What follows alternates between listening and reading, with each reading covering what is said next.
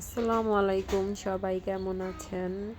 আমি আলহামদুলিল্লাহ ভালো, তবে শরীরটা একটু অসুস্থ।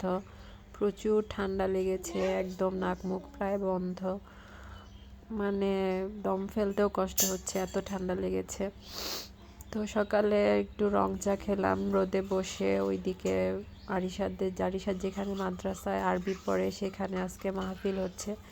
তো আমরা রোদে বসে বসে শুনছিলাম। আজকে রান্না করব গরুর কলিজা, গরু না সরি খাসির কলিজা আর ফ্যাপসা। এগুলো শীতের দিন কিন্তু এগুলো খাওয়া ভালো।